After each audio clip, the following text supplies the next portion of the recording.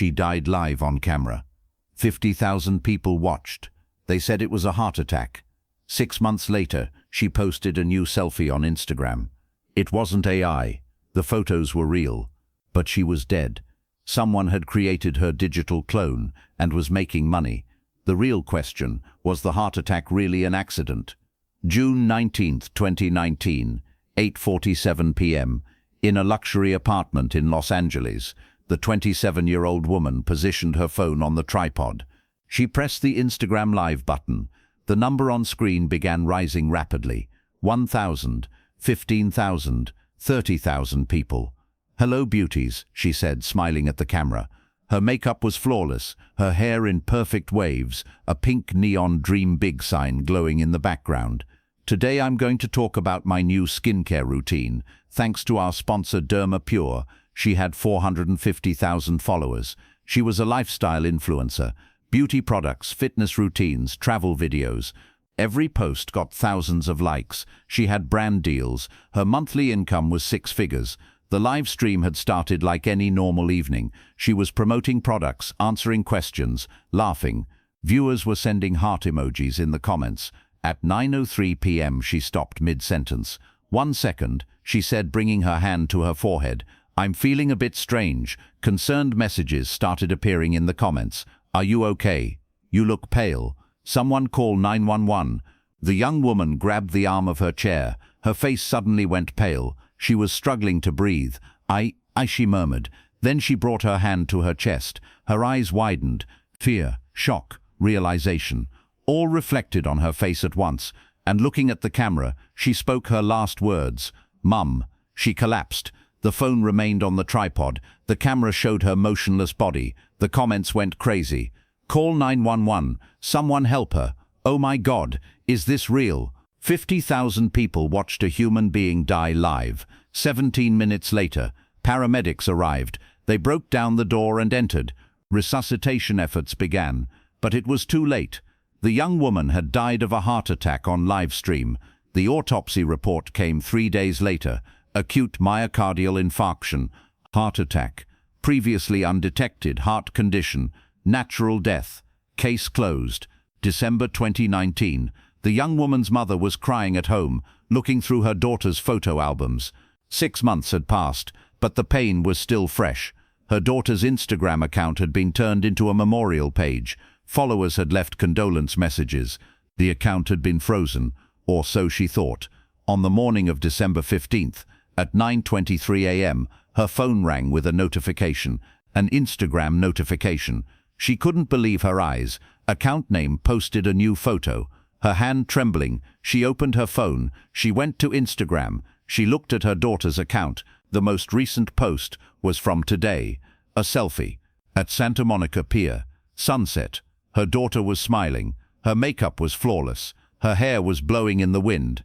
Caption: sunset vibes. Sometimes you just need to breathe and take it all in. Noun: gratitude. Blessed.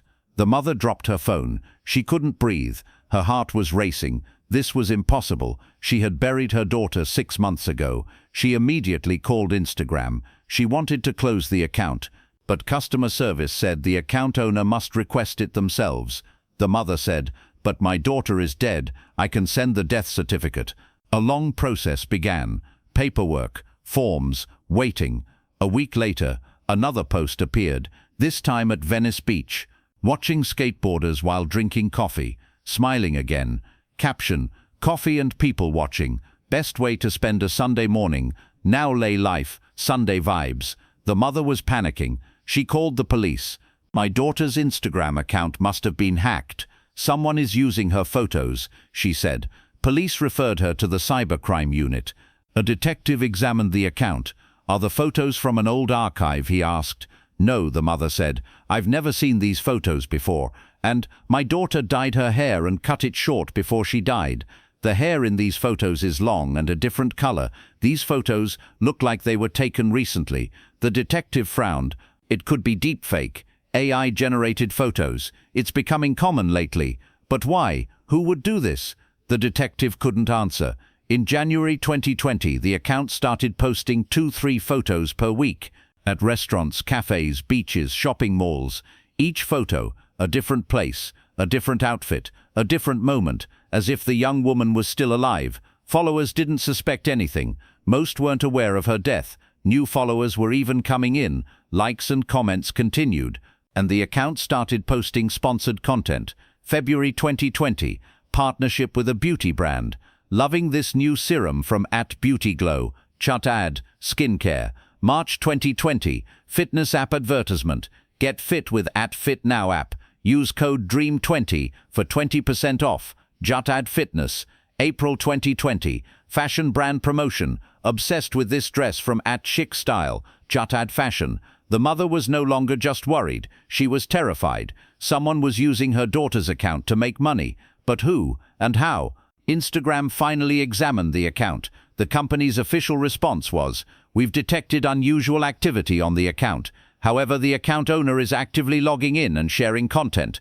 We haven't detected any technical violations. But my daughter is dead," the mother screamed on the phone. "We understand, ma'am," said the customer service representative, "but the system shows the account is being operated by an active user. IP addresses, device information, login times, all consistent with normal user behavior."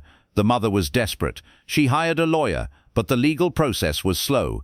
Instagram was registered in California. A court order was needed. It would take months. Meanwhile, the account continued to live. Her daughter had become immortal in the digital realm. But this was only the beginning. The photos weren't AI. Experts examined them. No deepfake indicators. The photos had been taken with a real camera, in real locations, in real light. But the person in the photos was dead. So who was taking these photos? And how? David Harrington was attending a presentation at a tech ethics conference in October 2023. The speaker was addressing the topic of post-mortem digital identity. What happened to people's social media accounts after they died? The speaker gave a case example. In 2019, an influencer died live on camera, but her account has been active for 4 years, still posting photos, still making money. The family can't stop it. David perked up. After the conference, he approached the speaker. "Can I get more information about this case?" The speaker gave him the contact information for the family's lawyer. 2 days later, David was on the phone with the young woman's mother. The mother described the nightmare that had lasted 4 years, the desperation, the fear, the anger. "Mr. Harrington," the mother said, her voice trembling, "my daughter is on Instagram every day, smiling, living, but I buried her. It's been 4 years. This needs to end. Please." David took the case. He assembled his team, Sam Reeves and Elena Cortez. This case was perfectly suited to their areas of expertise: digital forensics and OSINT, open source intelligence. At the first meeting, David summarized the situation. In 2019, a young woman died of a heart attack on a live stream. 50,000 people watched. It was ruled a natural death. 6 months later, her Instagram account became active. New photos, new content, sponsored posts. It's been going on for 4 years. Sam frowned. The account might have been hacked. Someone must be using old photos. "No," David said. "The family and experts examined the photos. These are new photos, taken after death. Not deepfakes either, real photos." Elena leaned forward. "So who's taking them? A lookalike? A twin sister? Only child? No twin." Lookalike theory was investigated too, but no evidence. Sam thought, what about AI? But it's not just photos, there are captions too. Social media interaction. This can't be a chatbot. Too sophisticated. David nodded. That's where our investigation starts. First question, who's operating the account? Second question, how are they doing it? Third question, why? Elena added, and maybe a fourth question, was the heart attack really natural? Everyone fell silent. David put a file on the table. I reviewed the autopsy report again. The heart attack was real, but the young woman had no previous heart problems. 27 years old, fit, healthy, sudden heart attack, rare but possible. Or it could have been triggered, Sam said. Elena Cortez was an expert in OSINT, open source intelligence. She could analyze social media, public records, online footprints to reveal hidden connections. First step, examine the Instagram account's activity history. Elena collected the account's public data. She recorded the time, location, content, and interactions of each post. 4 years of data, hundreds of posts. She noticed a pattern. Posts were always made at the same times, between 9:00 to 10 a.m., 1-2 p.m., 7-8 p.m. No deviation, very regular. Too regular for human behavior. This is automation, Elena told David. Scheduled posts. Someone uploaded the photos in advance. Set the times. They're being posted automatically. But who set them up? Elena examined Instagram's metadata. Each photo had EXIF data, which camera it was taken with, what date, what location. Shocking finding. The photos had been taken in June 2019. All of them, hundreds of photos, taken 1 to 2 weeks before death. Batch photo shoot, Elena said. Someone took hundreds of photos with her before she died. Different places, different outfits, different poses, like preparing a catalogue. David's eyes lit up. Planned. Someone planned this in advance.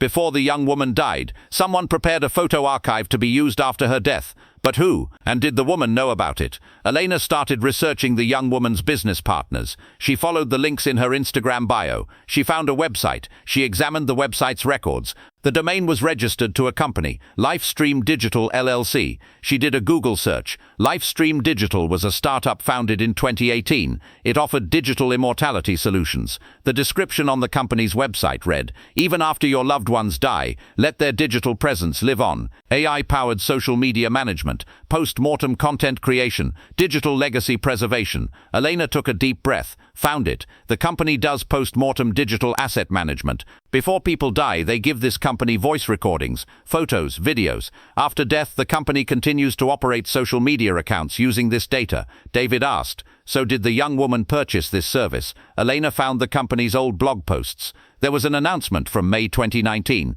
Exciting partnership with influencer account name. She's testing our beta program. The young woman had made a deal with this company 1 month before she died. But the company's website was now offline. The company had closed in 2021.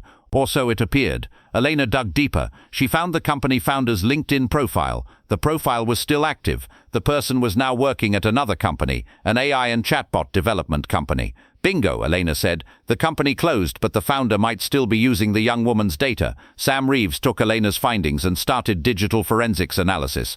Her goal, definitively determine whether the photos were really AI-generated. Elena sent Sam the photos downloaded from Instagram. Sam ran each photo through advanced AI detection software. First test, GAN Generative Adversarial Network, artifacts. AI-generated photos usually had small inconsistencies.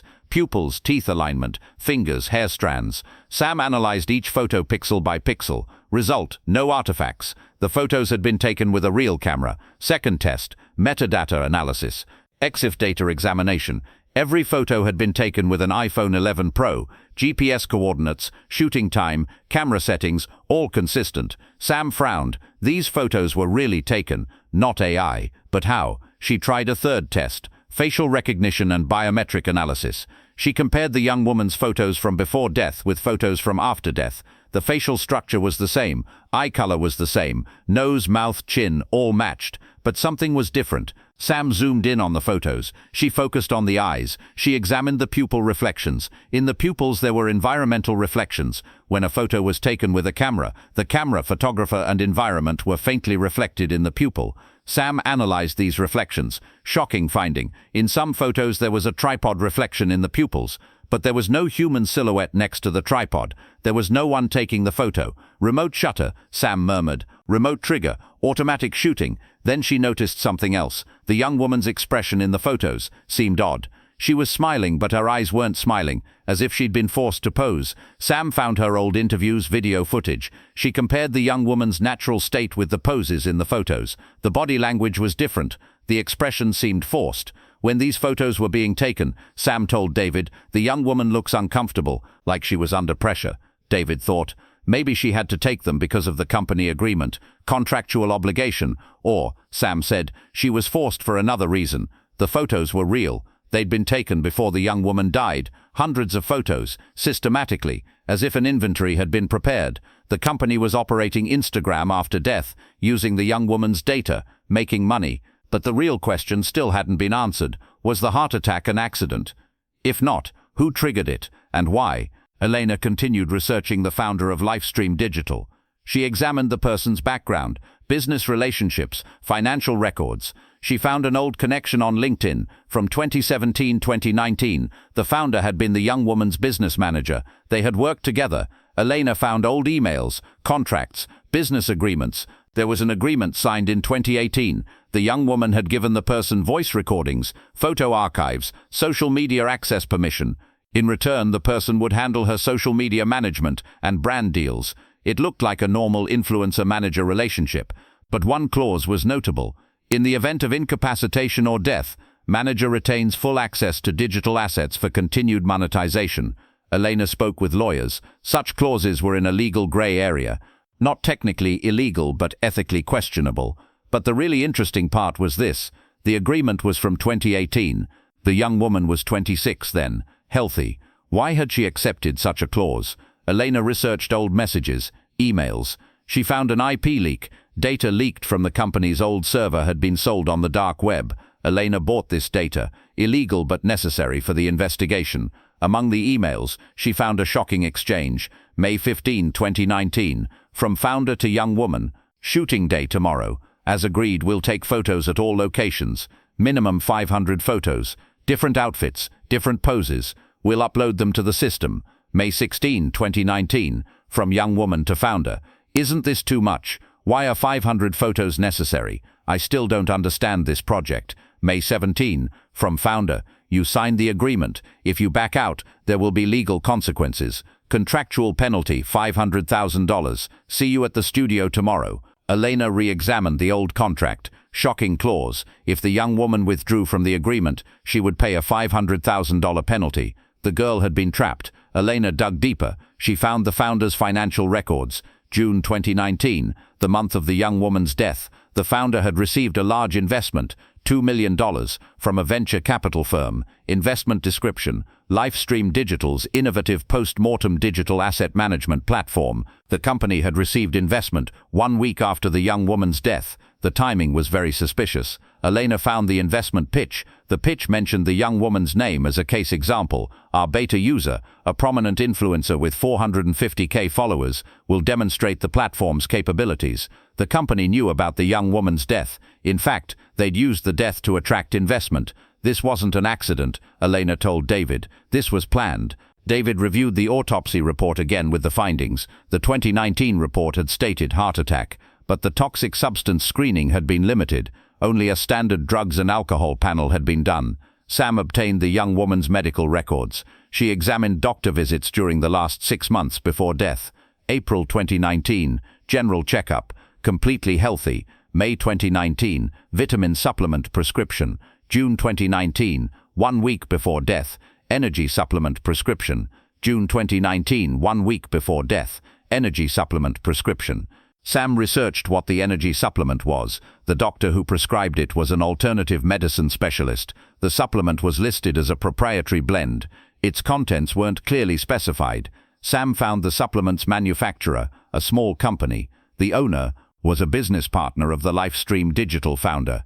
Bingo, Sam said. She tried to find laboratory analysis records of the supplement. Company records had been deleted in 2021. But she found an entry in FDA, Food and Drug Administration complaint records. 2020, complaint regarding supplement name. User reported cardiac arrhythmia after consumption. Investigation pending. Cardiac arrhythmia. Exactly a side effect that could trigger a heart attack. Sam searched medical literature. Some stimulant supplements could trigger sudden heart attacks in people with previously undetected heart anomalies if the dosage was kept high. David put the puzzle pieces together. Rhonda makes agreement with young woman, 2018, forces young woman to take hundreds of photos, May 2019, gives young woman high-dose supplement, June 2019, young woman dies of heart attack on LifeStream, June 19, 2019, founder uses death news to get $2 million investment, June 26, 2019. David went to the Los Angeles District Attorney's office with the findings. He presented the file. Rhonda, contractual coercion. Young woman was forced into photo shoot under threat. Toxic substance. Supplement may have triggered the heart attack. Financial motive. $2 million investment after death plus ongoing revenue. Premeditation. Systematic photo archive prepared before death. Post-mortem exploitation. Digital asset exploitation for 4 years after death. The prosecutor reviewed the file. This is a difficult case. Heart attack was recorded as natural death. Proving the supplement directly caused it will be hard. But we can try, David said. Sam worked to find old supplement samples. They searched the medical cabinet at the young woman's home. One bottle remained. It was sent for laboratory analysis. Result: the supplement contained high doses of synephrine, not approved by the FDA. A stimulant substance, could trigger heart attacks. The prosecutor issued an arrest warrant. In February 2024, the LifeStream digital founder was arrested. Charges: involuntary manslaughter, fraud, exploitation of deceased person's digital assets, contractual coercion. The trial process began. The founder said, "The young woman participated voluntarily. I just executed the agreement." But the jury saw the emails, saw the threats, saw the supplement connection, saw the financial motive. In June 2024, the verdict was delivered. Guilty. Sentence: 15 years in prison, plus all revenue paid to the victim's family, plus permanent closure of the Instagram account. David spoke with the young woman's mother outside the courthouse. For the first time in 4 years, the mother looked at peace. "It's finally over," the mother said. "My daughter can finally rest in peace." David nodded. "The Instagram account has been closed. The digital clone has been destroyed. Now you only have your real memories." The mother wiped her eyes. "Thank you, Mr. Harrington. You brought justice for my daughter." When David returned to his office, there was a new email on his computer. Another family, another digital asset problem, another post-death account exploitation. He looked at Sam and Elena. "This case is just the beginning," David said. "The digital immortality industry is growing, but there's no regulation, no oversight. How many more people will be exploited?" Sam answered, "That's why we're here, to stop the digital ghosts. In the digital realm, death is not the end, but immortality is not always a gift. Sometimes it's a curse, sometimes it's a tool, sometimes it's murder." She died live on camera, but the moment she truly died was when her account closed. 4 years later,